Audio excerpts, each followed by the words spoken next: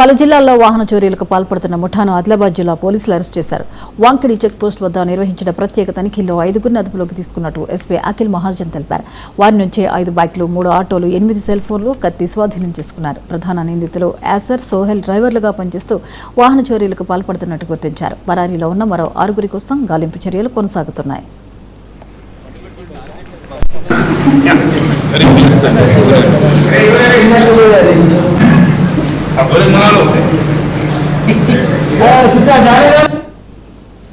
మన జిల్లాలో మనం ఒక రీసెంట్ గా స్టార్ట్ చేసాం. దానిలో దాదాపు 3, 4, 5 చెక్ పోస్ట్ ఎవ్రీడే మనం ఏర్పాటు చేసాం. 21st నైట్ ఈ ఆదిలాబాద్ రిమ్స్ దగ్గర ఒక ఆటో దొంగతనం అటెంప్ట్ చేస్తే మన వాళ్ళు ఆ చెక్ పోస్ట్ వాళ్ళకి చూసి వాళ్ళు పారిపోయారు. కొంచెం చేసాము, బట్ ఆ నెంబర్ క్లారిటీ రాలేదు. దాని తర్వాత మళ్ళీ వీళ్ళు ఆ ధైర్యం తీసుకొని 24th ఆఫ్టర్నూన్ మళ్ళీ మన ఏరియాలో వచ్చి దొంగతనం అటెంప్ట్ చేశారు. అది కూడా సక్సీడ్ కాలేదు.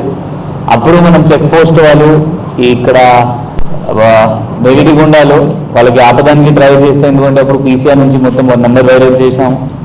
ఆపదానికి ట్రై చేస్తే కొంచెం ఇబ్బంది పెట్టుకున్నారు. ఆ తల్వారు ఉంటే ఆ తల్వారు కూడా తీసి మన వాళ్ళకి బెదిరించారు. దాని తర్వాత అప్పుడు ఆ బండి నెంబర్ కొంచెం మనకి దొరికినాయి.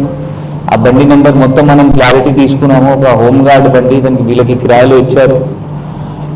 నెక్స్ట్ డే మళ్ళీ వీళ్ళు నిన్న మళ్ళీ సక్సీడ్ కావట్లేదు, మళ్ళీ దొంగతనం చేయాలి అంటే మళ్ళీ వచ్చారు.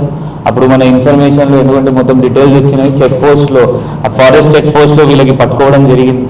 అప్పుడు వాళ్ళు 5గురు వచ్చారు. వీళ్ళు 5గురి లీడర్ యాసీర్ సహా వచ్చారు.